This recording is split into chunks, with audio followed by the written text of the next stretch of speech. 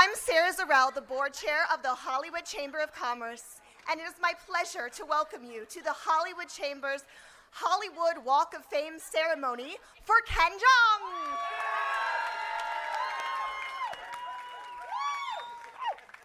The Hollywood Chamber has proudly hosted the globally iconic Walk of Fame for millions of people around the world for over 60 years. And I would now like to introduce you to news journalist Sophie Flay, who will be our MC for today. Take it away, Sophie.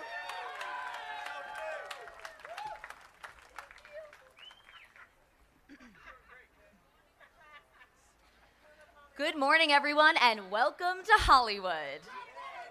First, let's give a big shout out to our fans watching around the world on our live stream presented by our media partner, Variety. And let me thank our neighbors LP Vinyl Bar and the Pineapple Express for helping us out today. The Hollywood Walk of Fame recognizes achievement in the categories of motion pictures, radio, live theater, live performance, sports entertainment, recording, and television. And today, in the category of television, we honor Ken Jeong as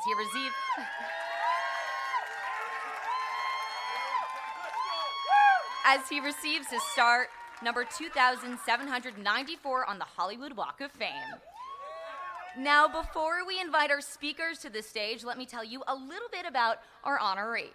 Known for his scene-stealing abilities, actor, producer, writer, and comedian, Ken Jeong has established himself as one of today's top comedic stars since his feature film debut, playing Dr. Cooney in Judd Apatow's Knocked Up in 2007.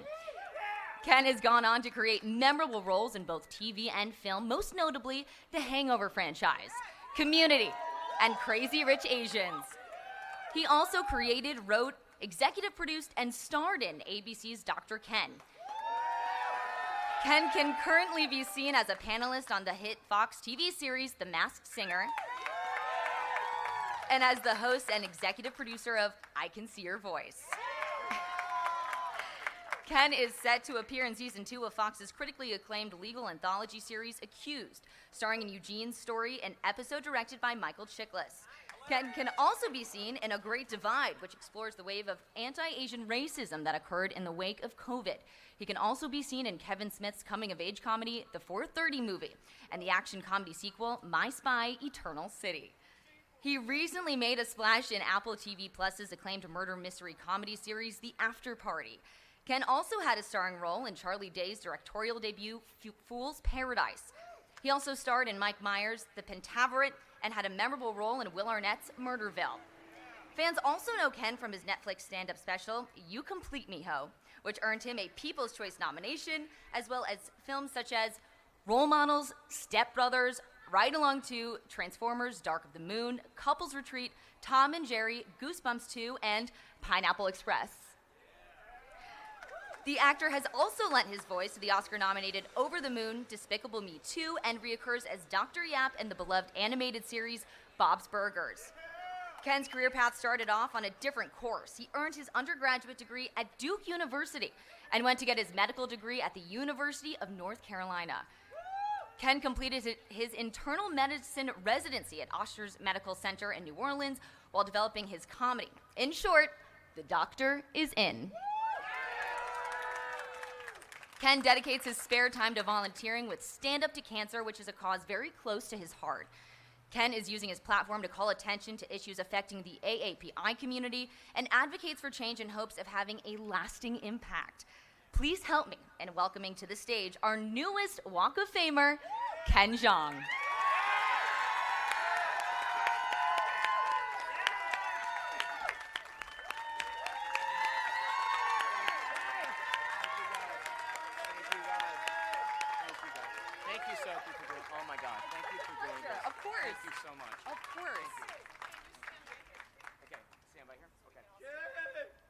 And now, Ken, before we hear from you, we have friends and family who would like to say a few words about you.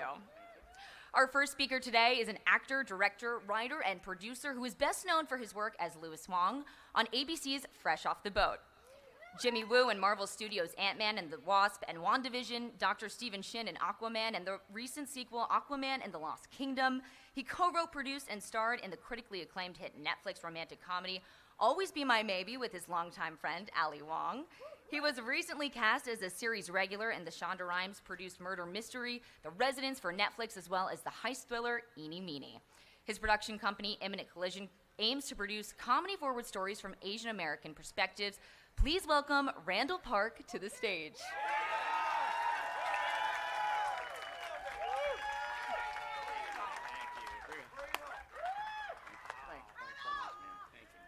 All right. It is such an honor to be here to celebrate my dear friend Ken Jeong. Now, as we all know, he's brought so much joy into our lives through his work as a comedian, an actor, and an all-around entertainer. But one thing we often forget is how much he got paid to bring us that joy. I'm just saying it's not as selfless as it sounds. But we all know Ken for being an icon in the entertainment industry, but what some of you may not know is how caring a person he is. One thing he really holds near and dear to his heart is community.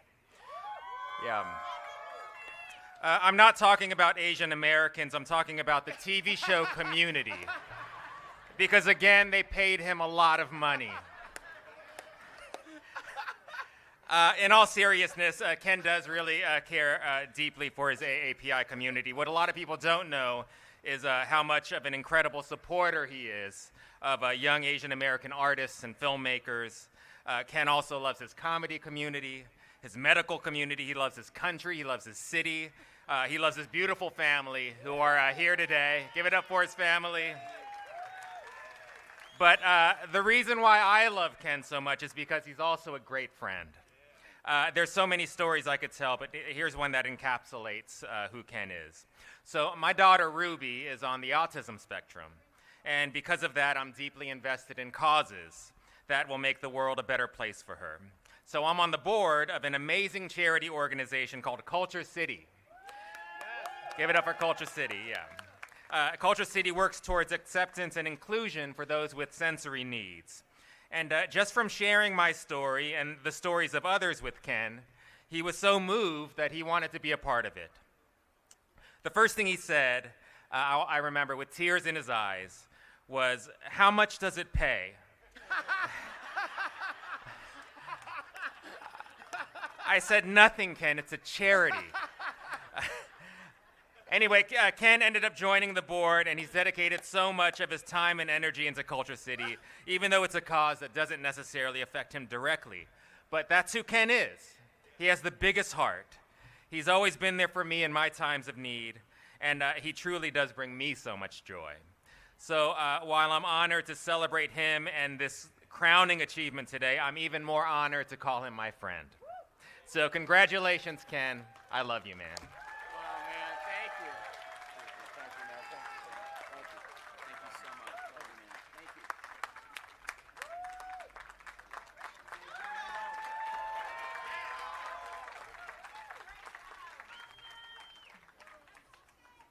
Before we introduce our next speaker, we have a few special celebrity guests in the audience today. We have Ken's friends from The Masked Singer in attendance.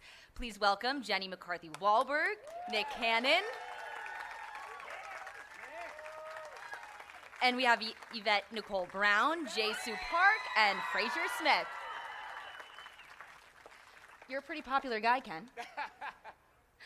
Our next speaker is an actor, comedian, and television host. He stars in and executive produces Fox's hit comedy series Animal Control, and also returned on FX's season 3 of The Bear. He will reprise his role as Jeff Winger in the upcoming Community movie Crime Scene Kitchen and E's House of Villains. He was previously in the DC Universe series Stargirl on the CW, and as the voice of Johnny Cage in Mortal Kombat Legends, Battle of the Realms, and Queen Pins, a comedy based on a true story. I'm trying to speed it up for you. I'm kidding. His other projects include... That's what I'm saying.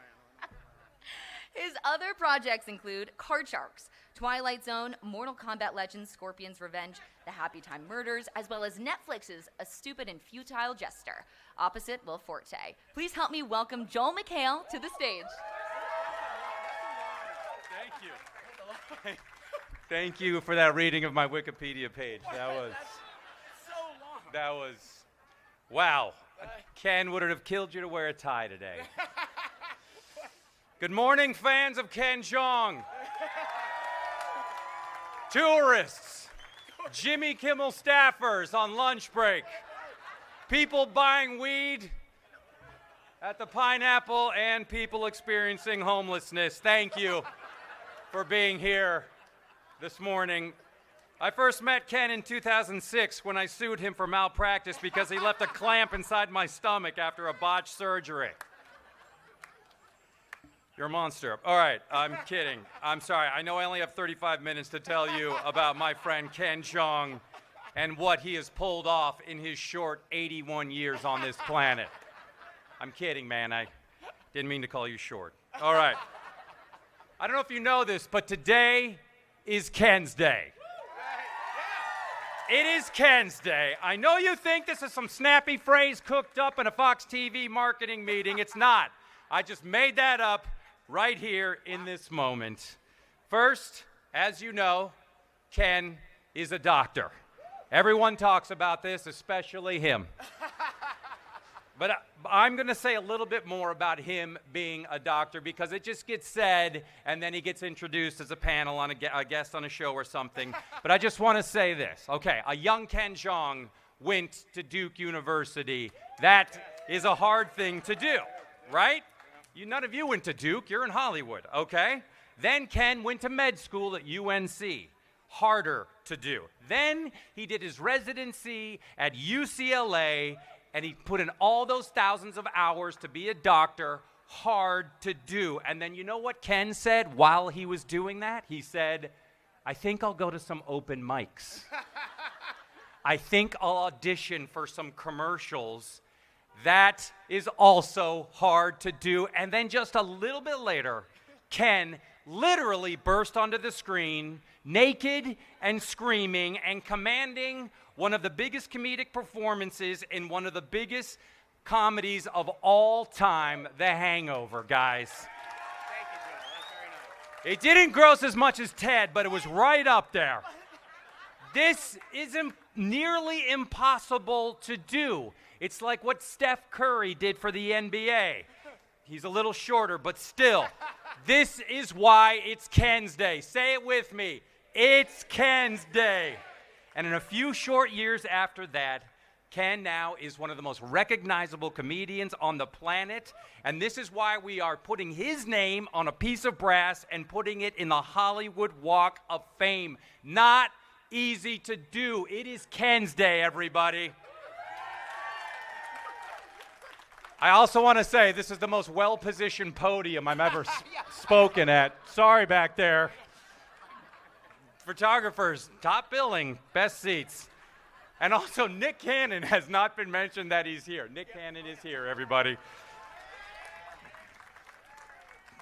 All right, I met Ken for real in 2009 on Parks and Rec. Community. Okay, good. You guys passed the test. No, on Community, and here's why I love Ken Jeong. He was added to the cast. He was not in the pilot. He failed the audition. No. NBC was dying to put him on a show, so somehow we got Ken. I don't know why we got so lucky. And that first day of shooting, first time we ever met, I walked up to Ken and said, "What are you doing here? You're a movie star." And Ken said, for real, he said, "I want to see my family every day." And I can't even make a joke about that. Because it was so moving, and I was like, man, I should really do that. I didn't. And that's where I fell in love with Ken. And nobody on this planet works harder than Ken. He takes talent and work and puts it. I work very hard, and later on I'll be standing on Ryan Seacrest's star accepting offers, all right? Because I think Ken worked so hard because he put the same effort into becoming a doctor, which if you screw up, you kill people, right? If you screw up as an actor, the worst thing that's going to happen is you'll be in 2009's or 6's All About Steve. 6% on Rotten Tomatoes. Not a big deal. The body of Ken's work is nuts, okay? Think about it. The Hangover series, 30 other films, animated films, The Masked Singer, I Can See Your Voice, stand-up specials. He is the only reason why Thanos' The Snap was reversed and half of all creatures came back to life. This man works so hard. He cares so much about his art. He doesn't care how he looks. He doesn't care about his clothes. Clearly, he's dressed as a raspberry chocolate today. And when he says, "I'm ready for my close-up," the director says, no, we're good. We got it in the wide. That's how much he leaps off the screen. This is Ken's Day, everyone. Say it, it's Ken's Day. And now, I'm almost done. The mayor of Hollywood's about to kill me. Ken, but your greatest accomplishment, and I know you're agreed, this is the greatest one, is somehow convincing his wife, Tran Ho, to marry him because she is 1,000 times better than him. And I say that because it's the same situation with my wife. They have beautiful daughters, Zoe and Alexa, who are so much smarter than him, and he loves them. He won't stop talking about them. So this is such a cool day, Ken, and I am honored to be your friend and to be a part of it, and I'm not going to cry, and let's go sell some more peanuts. I love you, Ken.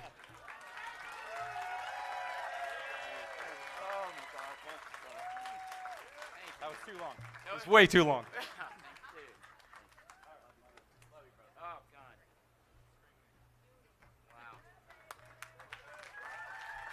So good. So good. Thanks, Joel. Such an amazing crowd here today. We also have Kate Flannery here in the crowd as well.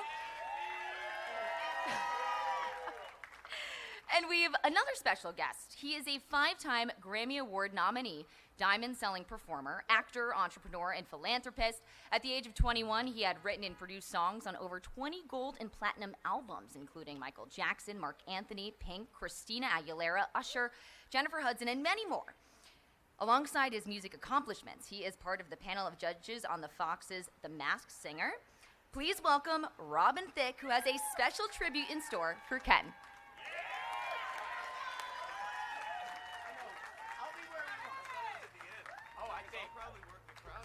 You work the crowd. I won't even. I'll just be. I'll just be with all my friends. That one.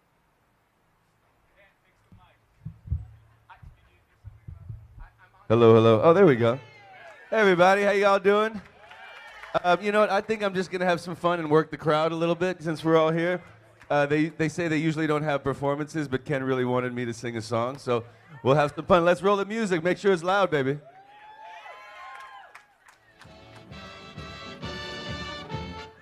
That's not the right.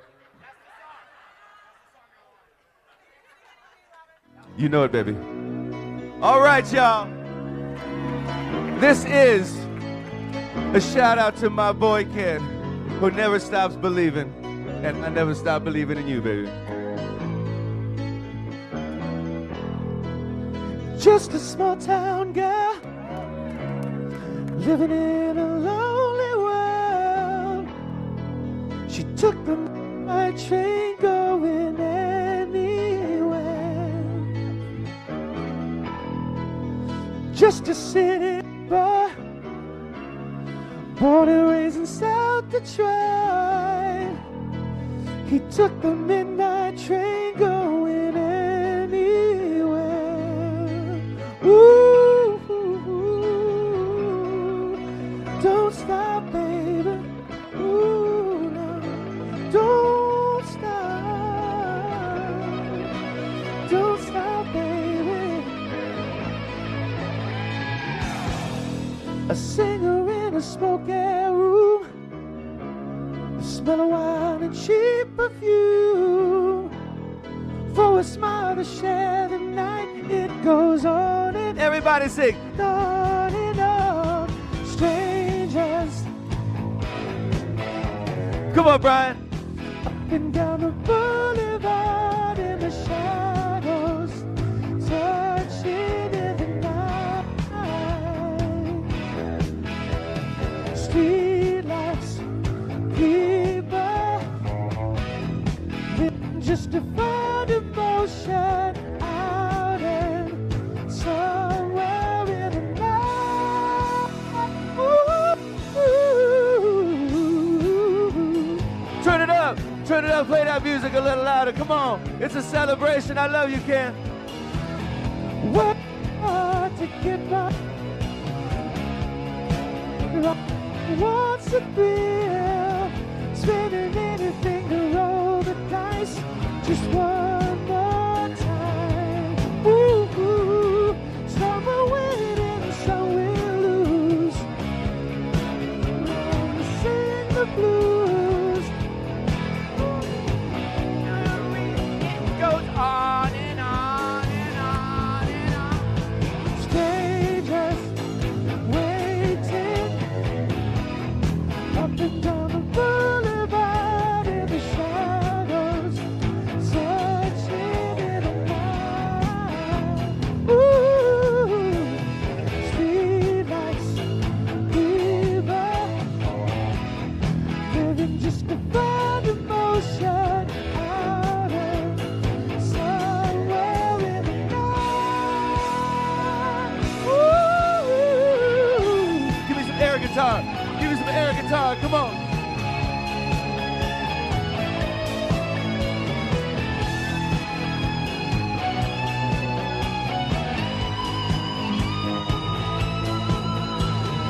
Don't stop, everybody. Believing. Hold on to the feeling. Streetlights, fever.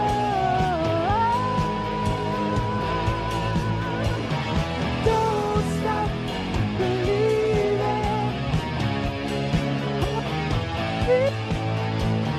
Streetlights, fever.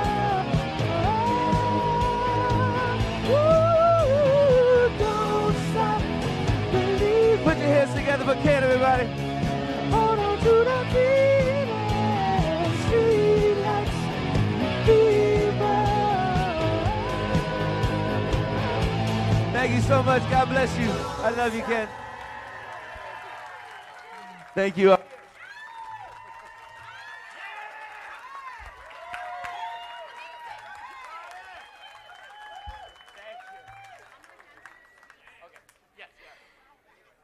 I mean, that was amazing, right? Wow. And we have one more award to present. Let me introduce to you the Hollywood Chamber of Commerce President and CEO, Steve Nissen.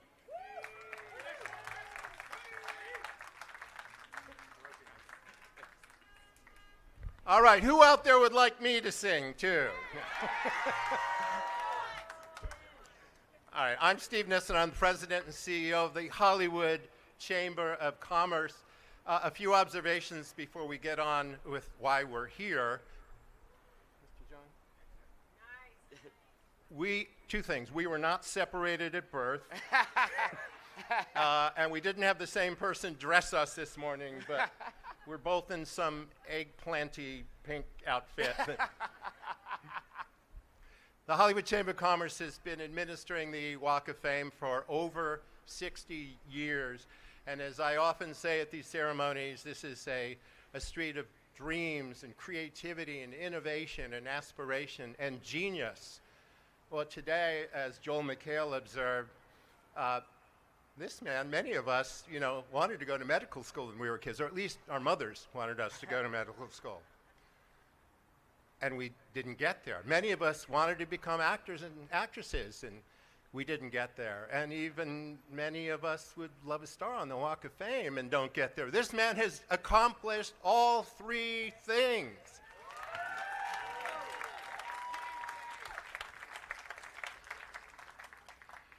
And while this is really a magical and sacred street to us in Hollywood, it's also a real place in the city of Los Angeles. So the first order of business is to present you, Ken, with a resolution from the city of LA on behalf of our local city council person, Hugo Soto Martinez. So this is photo time. Yes, yes. Don't fall off the stage. Yes, yes. Take off. Just give me 5 hours to take it off. Take it off. We get it. We get it.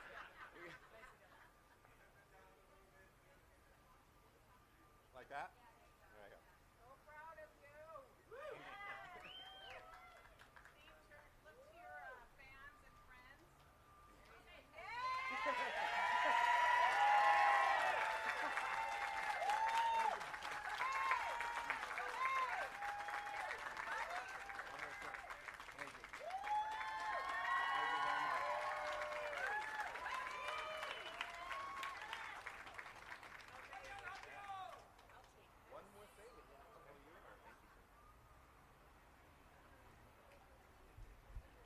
All right.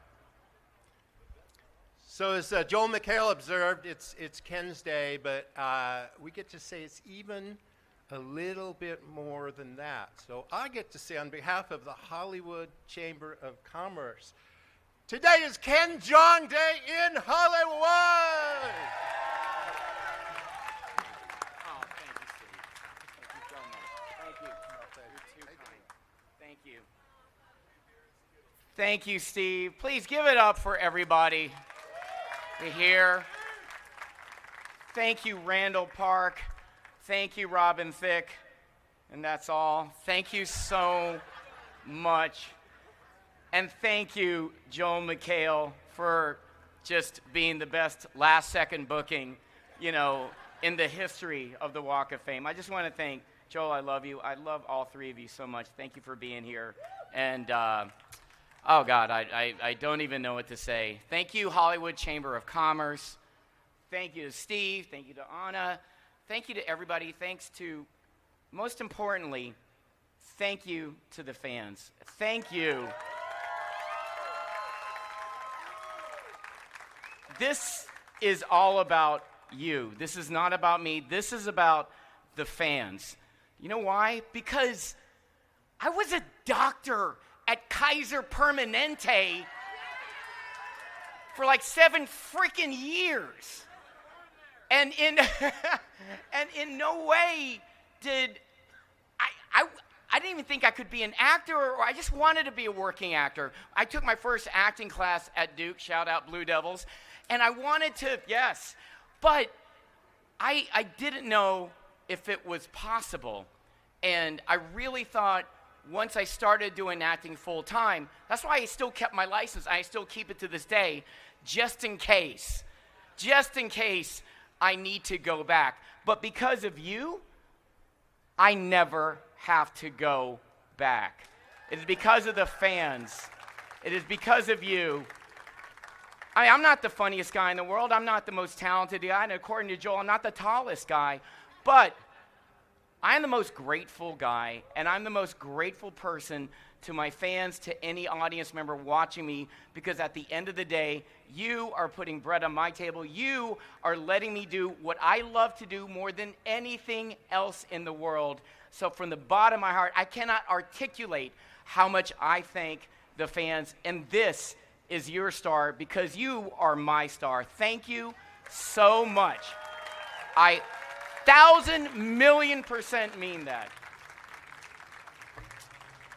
And on a personal note, a lot of first times today, my family in North Carolina is here for the first time in years.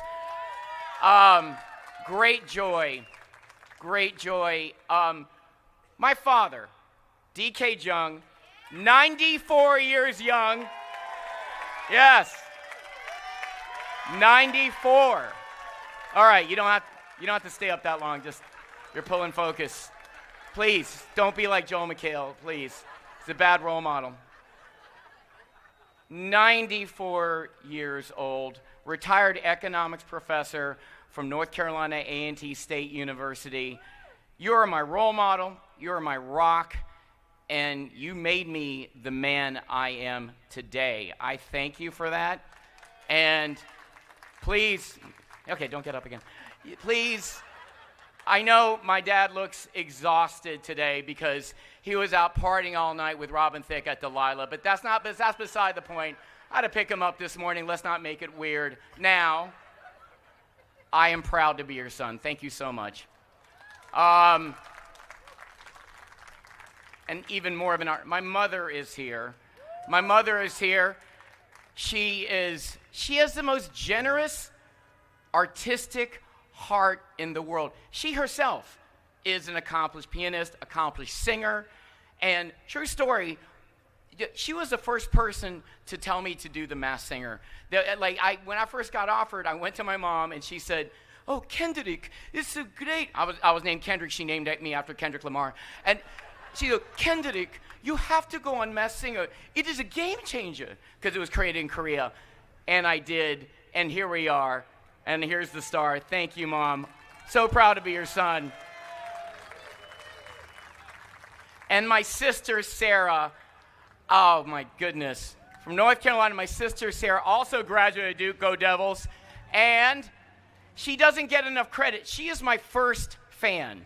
She believed in me before anybody else. When we were kids, we would just make each other laugh. I would just do stupid pro wrestling promos from North Carolina and just make her laugh. And it was one of those things where when I went to Duke, she saw a play that I did, oh, you could do this. And then jump cut a few years later when I actually did this, and after I started getting work, you said, I'm not surprised. I'm so proud to be your brother. Thank you, Sarah, so much. My first fan. And now, on to my daughters, my reason for living. Everything I do is for them. My daughters, Alexa and, God, what's your name again? Zoe. You're perfect people. You're perfect people. They are the best and brightest our future has to offer. And I am so proud. It is so easy to be your parent because they're so much smarter and more talented than me. So while I'm traveling around the world spreading my brand of silliness, I know they're holding down the fort at home. And they're going to kill me for saying this, but I have to be that Korean dad. My kids are cum laude. They are smart as hell. And I tell you, Zoe is a two-time all-state clarinetist, plays saxophone in the jazz band. We saw her crush it last Tuesday. And Alexa's amazing artist, won several awards, and she was just nominated for California Young Filmmaker Award at the Burbank International Film Festival. They are smarter and funnier than me, and they're going to kill me for saying that. I don't care. I'm Korean. Deal with it. Now, and on to the hoe. Tran, my wife, this is our 20th year anniversary. We celebrated last September. I mean, even in our private moments, we look at each other as like, this is insanity. This is crazy. And people, most of you know the story, but if you don't, she was the first to encourage me. She was the first to insist that I quit my day job to pursue acting full time. We're both doctors at Kaiser Permanente. We're both partners. We're both tenured. We both had pensions. So we're losing a lot. And she said, I married a comedian. I married an entertainer at heart. You have to do it. If you don't do it now, you never will. And here we are. I'm not here because of you. A lot of people say, well, I wouldn't be here without my wife. No, I would not be here without my wife. So Tran, I love you. You are my partner in crime. I love you so much. I honestly don't know what I would do without you. I just don't know. I did not want to cry. I know what I would do without you. I would implode. That's what I would do. Thank you for not letting me implode. I love you. 3,000. Thank you so much. Wow. Okay. Just want to thank, I want to give a shout out to the good folks at Fox and also my Masked Singer crew, Jenny, Nick, Evan, Robin, and the crew, Brian, Marissa, all the crew, and Gary's here, everybody here, and all the Fox execs. We were out shooting late night till 1 a.m. And they're coming here, and it's not a job because we enjoy it. I mean, it is a job, but we enjoy it. It was so much fun, and working with you, and there's so many times we just know this is the gift that just keeps on giving. And I want to, again, thank Kate, thank Yvette, thank Randall, thank Jay, who plays my wife in a movie coming out called The Great Divide. It's amazing. And, we don't have to talk about Joe, but everybody else, just thank you. And I want to give a special shout out to Joe Lavelle and a buddy of mine, Mike O'Connell. Joe is here from my first improv group in New Orleans. Brown, it just says right there. So, it just brings back so many memories. But finally, and most importantly, this award, in addition to the fans, this is dedicated to that one Asian American person that moves out to Hollywood and is just nervous that maybe this won't happen, maybe I can't do it. go to 1708 Vine Street. Look at my star, situated right next to, at my request, Lucy Liu's and Anna May Wong's star. Anna May Wong, the first Asian American in the Walk of Fame. Keep going down the Walk of Fame, and you're going to see Bruce Lee, you're going to see Jackie Chan, you're going to see Mako, you'll see James Hong, Ming-Na Wen, and soon to be Michelle Yeoh. And like Robin's saying, don't stop believing, because if you dream it, you can do it. Thank you very much. Thank you.